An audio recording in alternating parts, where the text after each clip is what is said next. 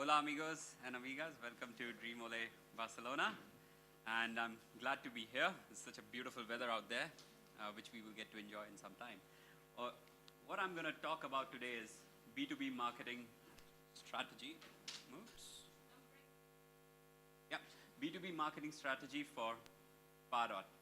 Now, why I chose this topic is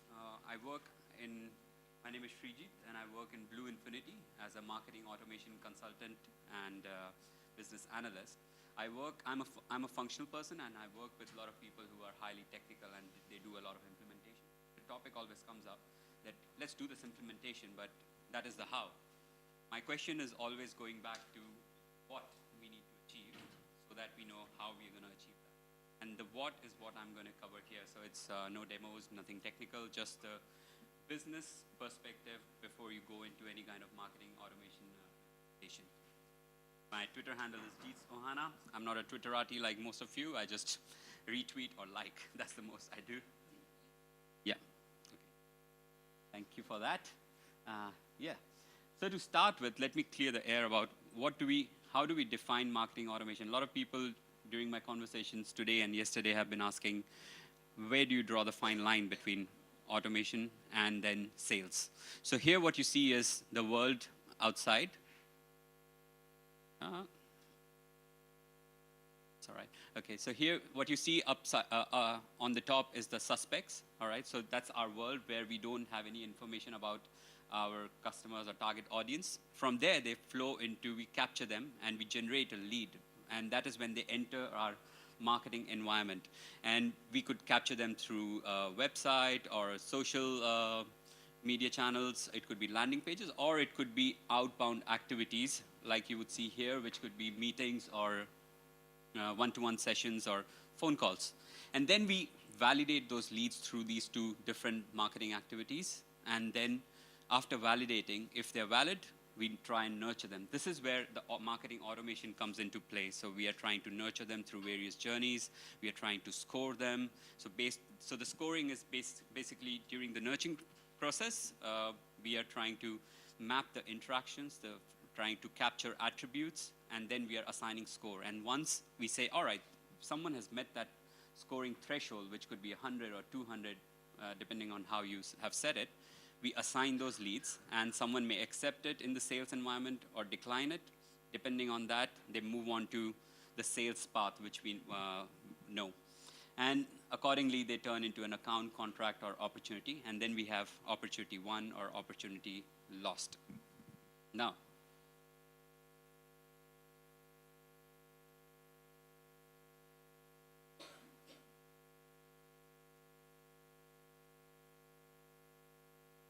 sorry for the interruption. Mucho gracias, amigo. That's the Spanish I know, that's it. Okay, now, before I dive in further, I would like to know how many of us here are Salesforce certified? Raise your hands, please. All right. And keep your hands up, how many of you are Marketing Cloud and Pardot certified?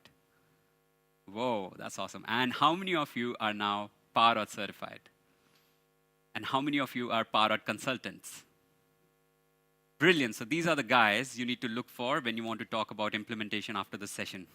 For rest of the things, you can talk to me, all right? Okay, now we move on. This is the next important question, that what is the difference between Pardot and Marketing Cloud? Now, when a business has an objective to drive qualified leads and pipeline to a team of salespeople, it's Pardot. That's what Pardot does. But when we're talking about a business which has an objective to drive customer engagement and revenue through one-to-one communications at scale with consumers, users, and subscribers, it's Marketing Cloud. And when there are businesses actually which are huge and global businesses who want to use both, these are companies with both the objectives. So now to split it, acquisition, onboarding, retention. B2B, e-commerce, for example, retail, where you're dealing with a huge chunk of data. All right. And if you look at the features, so Pardot has lead generation, lead nurturing and scoring, prospect insights and profiling, ROI analysis and reporting. The lead nurturing and scoring is the key differentiator. This is the one which puts it ahead of other marketing platforms. And in Marketing Cloud, we have email marketing, mobile marketing, cross-channel journeys. This is an amazing feature, predictive intelligence, another one. Cross-channel is basically within a journey, you could push a mobile notification onto an app, send a SMS, send emails, bring up an ad on social media. So that's what the cross-channel journeys are. And predictive intelligence is when someone has visited your website or had some interaction, you could push back the same information saying, hey, you dropped out. Do you want to continue the conversation? Or it could be, hey, you looked at these products. There are similar ones which you might be interested in. So that's Einstein predictive intelligence. So this is the difference between Pardot and Marketing Cloud, which I wanted to clear out for everyone. Now, you might have all seen the Salesforce Stack Cloud graphic. That's a beautiful one with all stacked up platforms and the apps and stuff. I didn't have a designer, so this is the best I could do. So this is our B2B marketing framework. And what you have here is the first stack here you see is marketing intelligence. So that's basically, we need to gather market segments, information about the different segments. We need to understand what the market need is, evaluate, look at the customer values, and do a competitive analysis, right? That's the first thing. We gather information, and then we, based on that, develop our business strategy, which is defining what is our business model, the marketing strategy, the sales strategy, so closing the loop, and then what is the product or service we are offering, all right? So that is the second layer in this, which is business strategy, and then moving on to the customer insight. We have buyer personas, customer journey, buying process, and contents and channels. So I'm going to expand further on that. And then in the end, we have the implementation. So this is what you need to look at when you're going to implement something. You need to ask the right questions. And this is the information which you should have an overview of, but you don't need the in-depth knowledge of it. So for example, these are the buyer personas. There could be more. For example, a C-suite is a CEO who is interested to know how your product or service is going to help them. And he might just be interested in top 9 analysis in some couple of short articles. Or it could be a department head or VP who's actually going to use your product or service, and he wants to see some business cases, how others have benefited from it. So it could be case studies, for example, that he's interested in. And next could be a subject matter expert like you, who wants to know if we are buying a new platform, service, product, how it's going to integrate with our existing environment. This brings us to the buyer journey. This is an infographic by Spot On Vision. I like it a lot because it's quite descriptive. What it says is our buyer journey is divided into 3 segments. So the lead generation, lead management, and opportunity management. How the information flows is that you identify a business problem, you do online research, you explore the solutions, and based on that, you narrow down on the vendors and match it with how it meets your business objective, which is defining the strategy. And then trying to shortlist and close the loop. It's like you want to buy a TV, you need to look at all the various options, you go on to the store and see what the various price points are, but then you need to see you need better sound or you need a bigger one. So it's doing that. And then this graphic describes how we need to push content. So you need to create awareness, you need to get into the consideration set, and then during the decision-making process, how do you push further content? Which could be, sorry if I'm coming in front of the slide. Okay, so which could be attracting visitors. So to generate those leads, we need to attract visitors, and the type of content we need is blog posts, articles, web content, or video downloads. Then we need to gather information, which is the nurturing and scoring bit, which I was talking about earlier. So here we have e-newsletters, webinars, e-books, white papers, and then we have, when we want to close the conversation, we have the personal meetings or phone calls. And then depending on the RFI, RFP, we close a proposal. Now, this is how a part of the implementation looks like. So we have existing and prospective customers, and we want to send them communication. So we could be sending them regular newsletters. But what we do is within the newsletter, we need to set up interesting bit of content, which could be interesting for the CTO, which could be interesting for the marketing manager, which could be interesting for the admin head. Now, depending on which piece of content excites them, they click on that, and we take them outside the newsletter journey and start a smaller journey where we say, hey, download this ebook and you'll get some more information, and in the end, contact us. Or we could say, here's an article, and there's another one, and maybe book an appointment, and I can talk you through what we are offering. Or it could be article and call to action. So these are the three ways. Now, while this is a small layout here, how it expands is what you need to do is how we run agile and sprint or waterfall ideologies. I map it to the marketing implementation. You start these journeys, and then you keep building on them, and you keep building on them. But what you need to keep in mind is your buyer personas and the content and the product. So you map all that whole structure and then plug the content in here. And then you could use these journeys also for prospective customers by pushing it out to lookalike audience on social media and then driving them to your website and forms. Now, the next slide is a breakup of what we saw here on top, like a newsletter. And imagine if this is the layout. In the bottom here, we have some call-out sections which are talking about one of those topics, and that's how you drive it to them, these journeys, smaller ones. And if they drop out, you add them back onto the main newsletter journey or whichever kind of journey you're running. And these could have their further subsets. So there's a company in Australia which generated 5 million revenue using Pardot, and imagine what complex journeys they must have built for that. So it's effective, and it's just that you have to put in that effort to keep expanding this.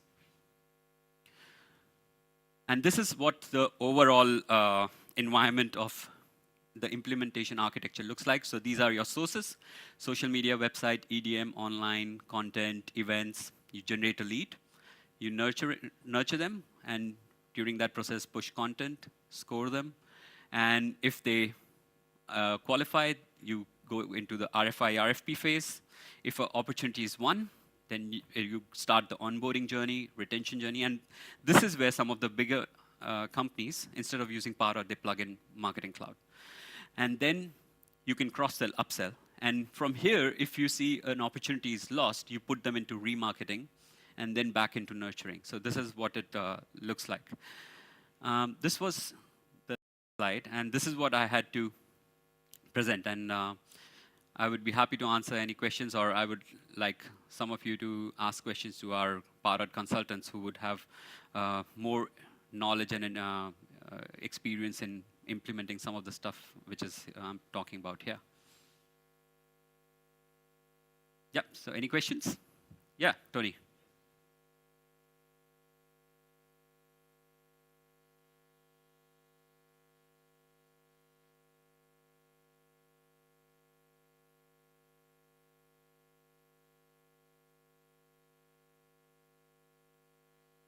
Between Pardot and Marketing Cloud?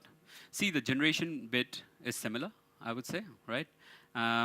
So generating lead is this bit, which is this bit.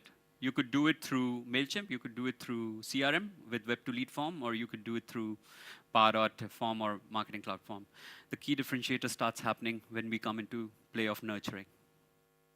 Hope this answers, yeah. Anyone else? Yes, sir.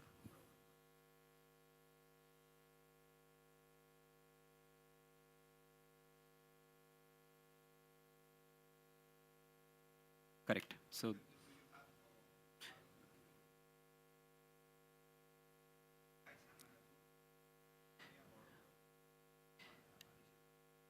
yeah, so for example, some of the bits over here, which is website, EDM, content, events, Pardot can manage that through the forms, landing pages, and stuff like that. Social media, you may plug in a Hootsuite, or Pardot has capabilities, but it's not that robust, I would say, for social media.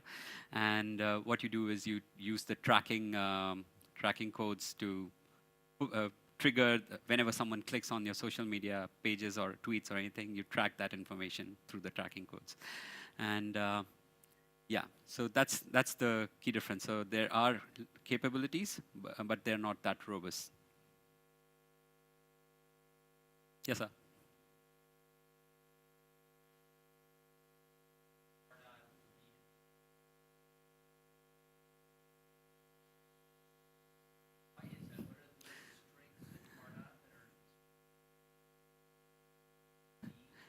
I missed that point during my presentation. Thanks for asking that question. B2B cycles are longer, right? People have to make decisions to purchase a product or service for 100K, 500K, a million. Nobody's going to jump into, it's not a jeans or shoe I'm going to buy, right? And that's why it has a longer life cycle, and therefore the nurturing part is stronger. That's why Pardot is better, because it does, as you move along, it keeps scoring you. So had it been a shorter journey, you don't have that much time to nurture someone or to score someone. Imagine if I have to buy a t-shirt, I'll just go to Benetton. Yeah, I like this t-shirt. I buy it online, or I just go to the store. So the journey ends there. That's the key reason why Pardot is B2B. And Marketing Cloud, you could push it, but Marketing Cloud doesn't have the scoring. So when you want to do the scoring in Marketing Cloud, what you would have to do is you have to plug in an app to do that scoring, or you have to look at some rules which you would set up in Salesforce to do some manual scoring or automated scoring within the CRM. It doesn't have an out-of-the-box solution. Yes, please, please. I would love all the Pardot consultants and certified people to add to that, please.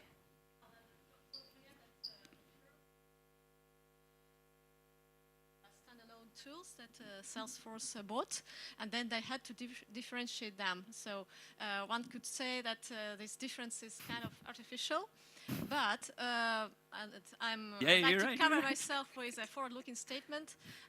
Salesforce has a really great thing in the roadmap for Pardot. It will build insights based on all the interactions that different contexts within the same company had with your company. And that will become a really key differentiator for Pardot as a B2B marketing tool. Because today, all marketing tools in the market, they are like person-centric. So you have different, you don't have that break that brings people from the same company together with a synthetic insight where we stand with the interactions with that company. Yeah, okay, yeah, you're right. And to add to that again, the content bit, which is, so in this structure, I count there are two things which are most important in a Pardot implementation strategy. First is the content and the channels, and the second is the lead scoring strategy. So while the implementation, that's why I chose this topic. Implementation is, yep, set time, you implement it, some of your journeys are ready. But to grow this, you need content. Otherwise, people will just get bored, and they might not be interested any further. So you have to have a content strategy. It's like a newsroom which you keep generating, churning content. Look at topical stuff. Look at what is happening in the industry. Look at who are your target audience, and it has to be a team in itself which is generating that. And then comes the lead scoring over here, which is a strategy in itself. And you can, to begin with, use the out-of-the-box solution. But then you have to define which interaction is more important for your business versus what is not, and adjust the scoring, and then move forward. So that's why I didn't touch upon those two things. Those are sessions in themselves, so maybe sometime in the future. Anything else, guys? I think we're good. Yeah, sorry. Nurturing is based on, okay, so nurturing is based on cookies, you're right. And basically, every interaction you have in this template. So every time you click a link or you go to the website, depending on the cookies, you're tracked. And then the scoring is triggered. You're right. So if someone clears the cookies, then you're not able to score them any further. But that's the point, that every engagement we are trying to create, if the content is true and useful, they will not do that. They will want more. If they don't want it, there's no point serving them as a business. So That satisfies your question, yeah? All right.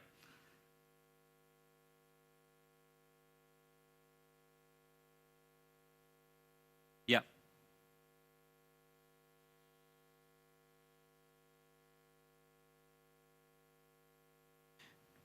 The DMP platform, I wouldn't know if it pulls in information from here, but it does pull in the lead information, and that's how it's built. So every big company has submitted their leads, and in exchange, they are wanting to target leads or prospects from other companies. So how the cookies are exactly related, I wouldn't know, but the logic of DMP is a little separate from this. All good, guys? Thank you very much for attending this session, and hope it was useful. Thanks.